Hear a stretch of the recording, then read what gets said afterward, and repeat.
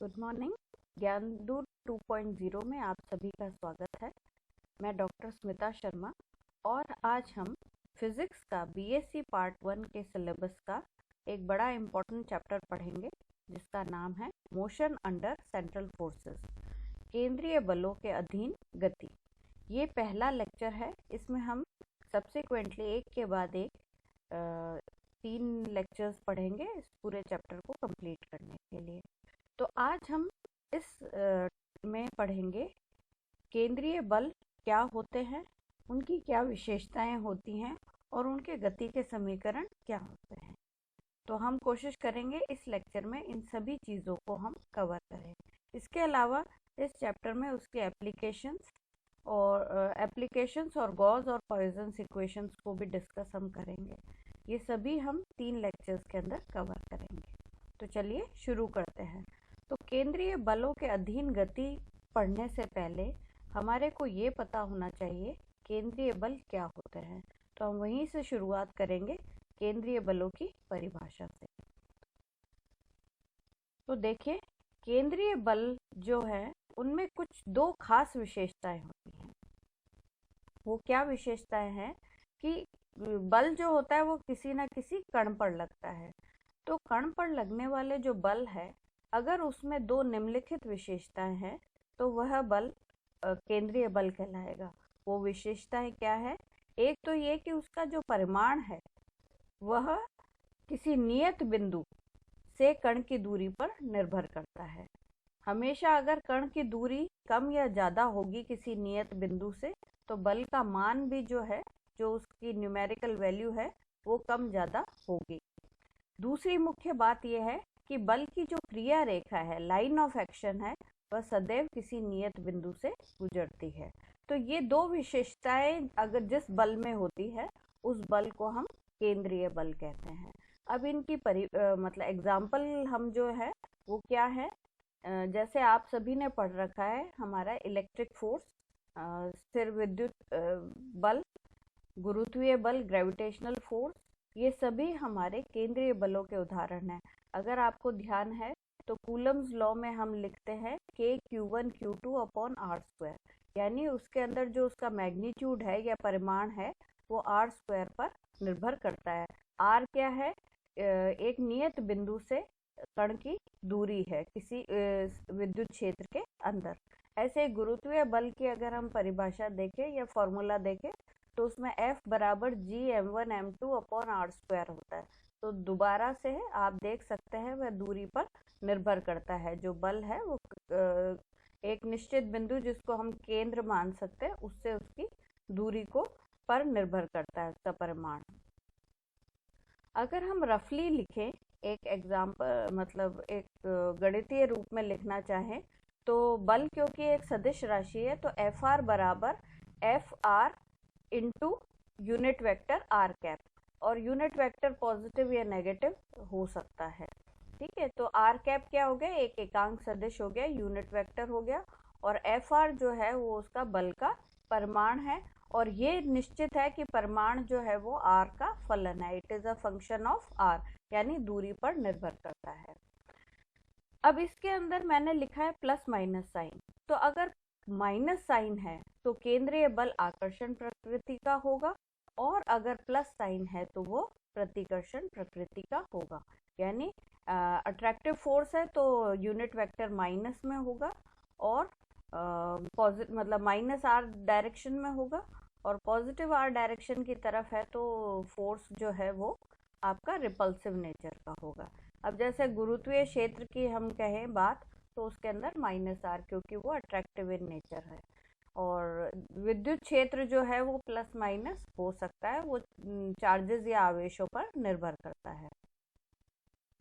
अब हम इसके अंदर कुछ इसके जो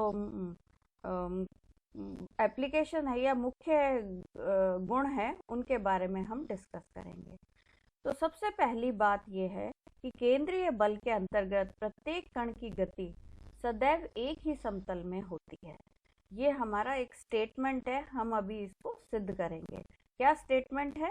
कि केंद्रीय बल के अंतर्गत अगर कोई कण चल रहा है, ठीक है, वो गति कर रहा है, और उस पर एक केंद्रीय बल कार्यरत है, तो उसकी गति जो है वो एक ही तल में होती है, यानी तल नहीं बदलता।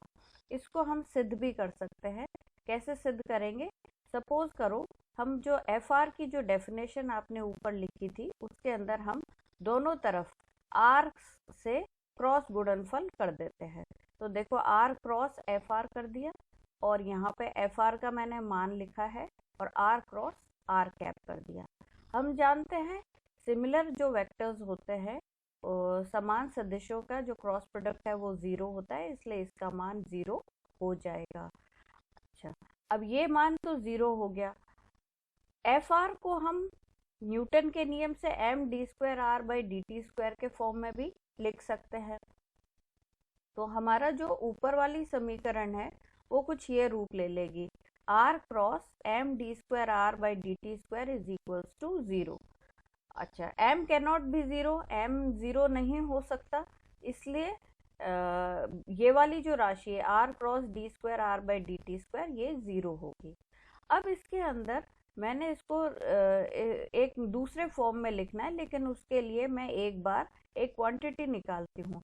सपोज करो मुझे क्वांटिटी निकालनी है r cross D R by D T का डिफ्रेंसिएशन t के रिस्पेक्ट में। तो अब हम इसको डिफ्रेंशिएट करेंगे तो देखो ये मान आएंगे D R by D T into D R by D T plus R D square R by D T square.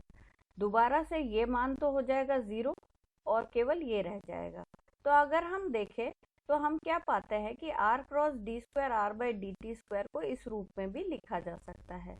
तो उपरोक्त समीकरण में मैं इस रूप में लिख देती हूँ। अब इस रूप में इक्वल टू 0 कर दिया।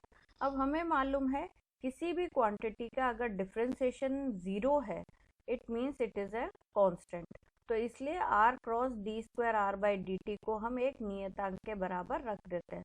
उस नियतांक को मैंने h मान लिया। अब ये जो h है ये एक कांस्टेंट है जो समय पर निर्भर नहीं करता, तभी तो उसका डिफरेंशिएशन उसके रिस्पेक्ट में 0 है। और r cross D R by D T का मतलब क्या है? ये r cross D R by D T h के बराबर है। तो इसका मतलब ये हो गया h एक ऐसा सदिश है जो r और D R by D T से बने तल के लंबवत तल में स्थित है। तो हमेशा r और D R by D T का जो भी तल होगा उसके लंबवत ही h रहेगा। इसका अर्थ ये हुआ कि ये वाला जो तल है, अब ये जो h जो है वो कांस्टेंट है।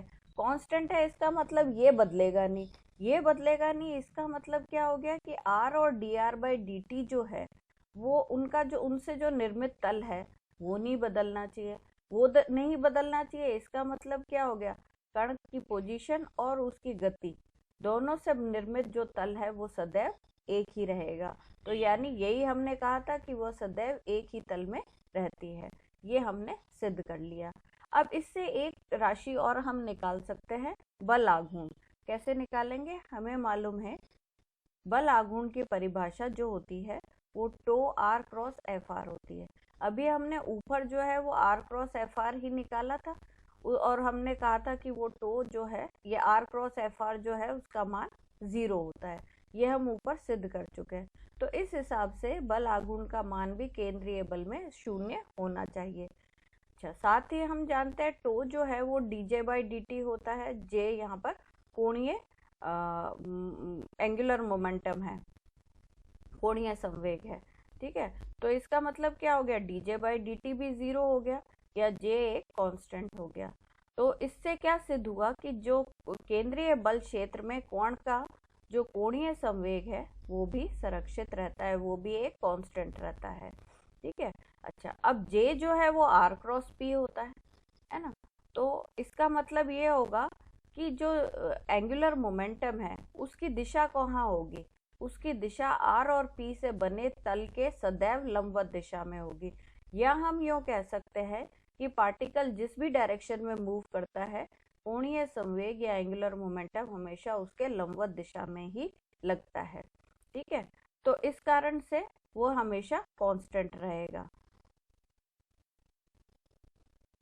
अगर वो एक ही तल में गति करता है तो जे भी कांस्टेंट रहेगा। अब दूसरी हम इसके अंदर मुख्य चीज करेंगे वो है केंद्रीय बल के अंतर्गत कण के गति के समीकरण। तो हमने अभी तक कोई भी जो कण की गति पड़ी है एक समतल में, उसमें हम सुविधा के लिए कार्टेशियन कोऑर्डिनेट्स लेते हैं। यहाँ हम गतिशील कण को पोलर कोऑर्डिनेट्स के फॉर्म में पढ़ेंगे। तो पोलर कोऑर्डिनेट्स के फॉर्म में पढ़ने के लिए सबसे पहले हमारे को गति की समीकरण जो हैं उनको कार्टेशियन कोऑर्डिनेट के बजाय पोलर कोऑर्डिनेट्स में लिखनी पड़ेंगी। तो उसके लिए हम क्या करते हैं, जो हमारे कोई भी कण है उसके जो कार्टेशियन कोऑर्डिनेट्स है x, y है, उनको हम पोलर कोऑर्डिनेट्स में कन्वर्ट करेंगे। तो इसके लिए सपोज करो हमने एक प्लेन ले लिया है x और y, और इसके अंदर कोई पार्टिकल यहाँ पर स्थित है और उसके कोऑर्डिनेट्स x, y हैं। सपोज करो उसका जो ओरिजिन है, उसकी जो स्थिति सदिश है वो r है और वो x एक्सिस के साथ थीटा कोण बनाता है। तो r और थीटा तो उसके पोलर कोऑर्डिनेट्स होंगे और x, y जो है वो उसके कार्टेशियन कोऑर्डिनेट्स होंगे। अब हम चित्र से आसानी से ये लिख सकते हैं इन दोनों में संबंध, x जो है वो r cos थीटा होगा और y जो है वो r sin थीटा होगा। दोनों इक्वेशंस को t के सापेक्ष अवकलन कर देते हैं। तो हमारे पास आ जाता है dx by dt is equals to dr by dt cos theta minus r sin theta d theta by dt। इसमें ध्यान रखिए r और थीटा दोनों ही टाइम पर डिपेंडेंट है, इसलिए दोनों का डिफरेंशिएशन होगा। ठीक इसी प्रकार dy by dt का भी इस प्रकार से हम अवकलन या डिफरेंशिएशन कर देते हैं। तो हमारे को दो इक्वेशन मिल गई, एक dx by dt की और दूसरी dy by dt की। t के सापेक्ष पुनः अवकलन करने पर, तो ये हम क्यों कर रहे हैं, क्योंकि हमारे को गति की समीकरण का मतलब है f is equals to ma की समीकरण लिखना है, यानी एक्सेलरेशन की जो इक्वेशन है उसको के फॉर्म में हमें लिखना है। तो हम इसके अंदर दो बार डिफरेंशिएशन करके एक्सेलरेशन का ही फॉर्म निकालने का प्रयास कर रहे हैं। तो यहाँ पर t के सापेक्ष पुनः अवकलन कर देते हैं, तो आपके पास आ जाता है D square x upon D T square. अब इसका डिफरेंशिएशन देखो स्टेप बाय स्टेप किया है। तो पहले D R by D T का करा, फिर कॉस थीटा का करा, फिर यहाँ पर r का करेंगे, साइन थीटा का करेंगे और D theta by D T का करेंगे।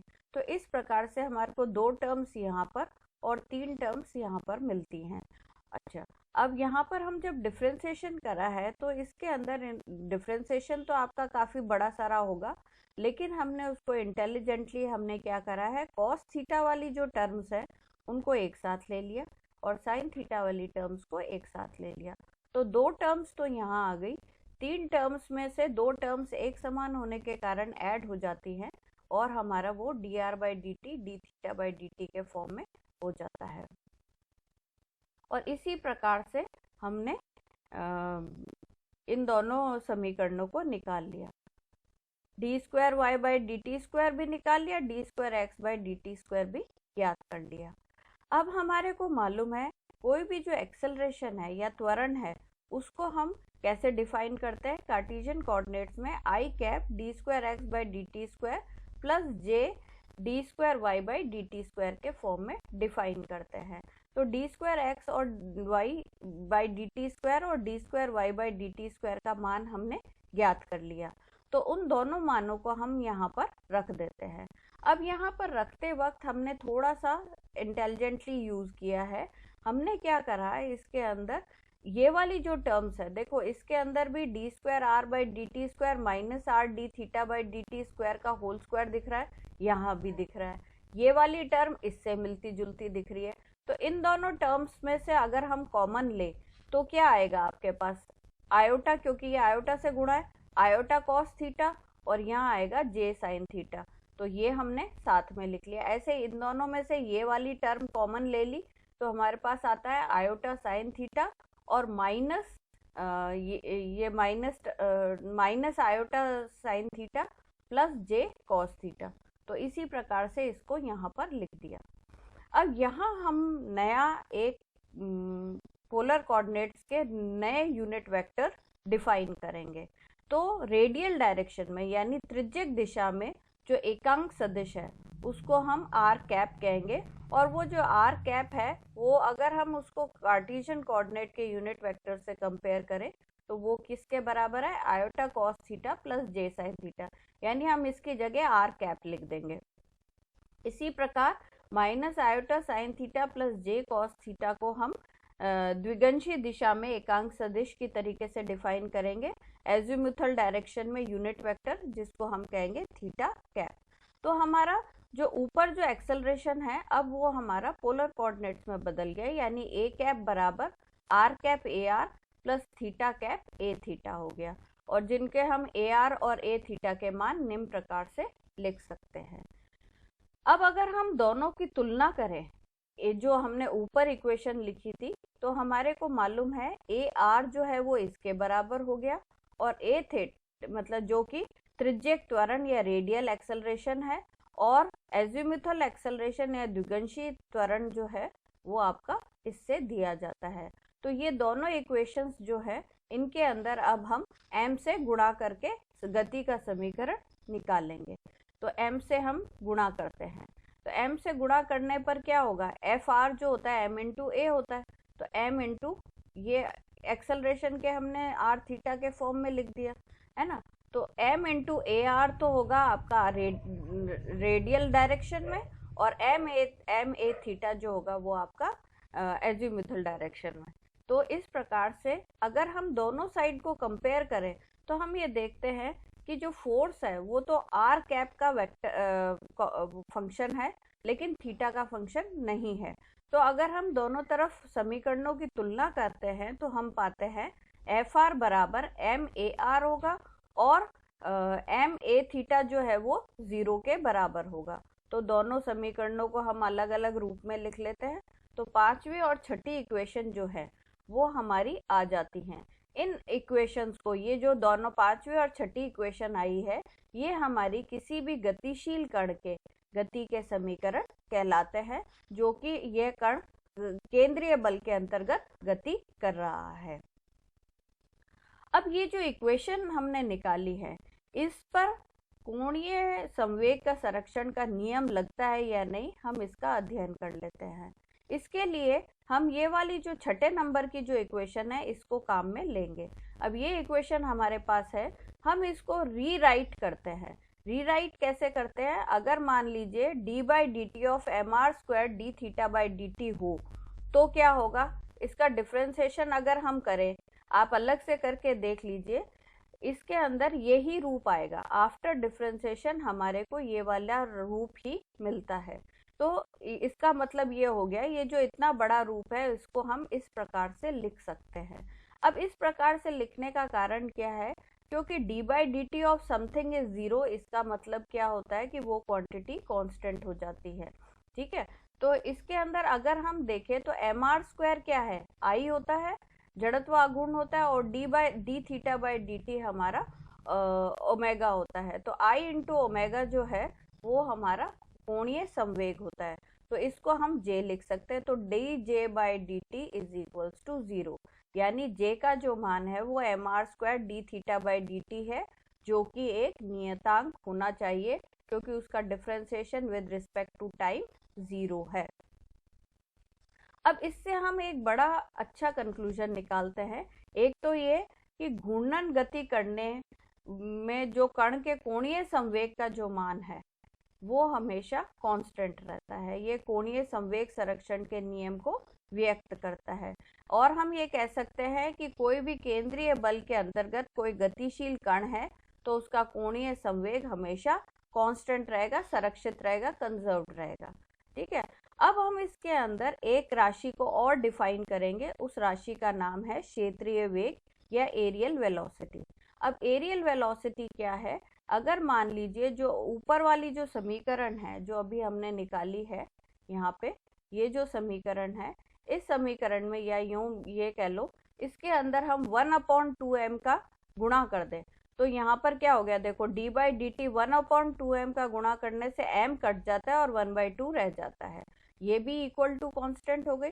दोनों तरफ करने से कोई इक्वेशन में फर्क नहीं आएगा, लेकिन यहाँ हम एक प्रकार की इक्वेशन डिफाइन कर रहे हैं, 1/2 r square D theta by D t is equals to constant. ये कांस्टेंट जो है ये क्या है, ये एक नया कांस्टेंट है जिसको हम कहेंगे एरियल वेलोसिटी। एरियल वेलोसिटी क्या है? क्षेत्रीय वेग है। और इसको कैसे परिभाषित किया जाता है? एकांक समय में कण की स्थिति सदिश r के द्वारा प्रसर्पित क्षेत्रफल को हम एरियल वेलोसिटी कहते हैं। तो एरियल वेलोसिटी क्या है? एरियल वेलोसिटी है area swept by a particle in unit time. यानी अगर यहाँ पर पार्टिकल बैठा था और यहाँ पर वो पहुंच गया तो इतने समय में उसने कितने एरिया को कवर करा, वो जो एरिया है वो कांस्टेंट रहता है। और ये अभी हम केपलर लॉ में इसको अप्लाई भी करेंगे। ये हमारा एक बहुत इंपॉर्टेंट रिजल्ट है जो हमारे को केंद्रीय बल के अध्ययन से ही प्राप्त होता है। एक और चीज को हम यहाँ पर डिफाइन करेंगे, ऊर्जा संरक्षण का नियम। यानी केंद्रीय बलों के अंतर्गत हमारा जो ऊर्जा है वह भी संरक्षित रहती है। इसके लिए हम क्या मान लेते हैं? F जो बल लगने वाला है उसको हम कोई वैल्यू दे देते हैं। जैसे Fr जो है वो -du/dr है। तो अब du/dr है तो इसके लिए हम क्या कर सकते हैं? ये हम अगले चैप्टर में पढ़ेंगे।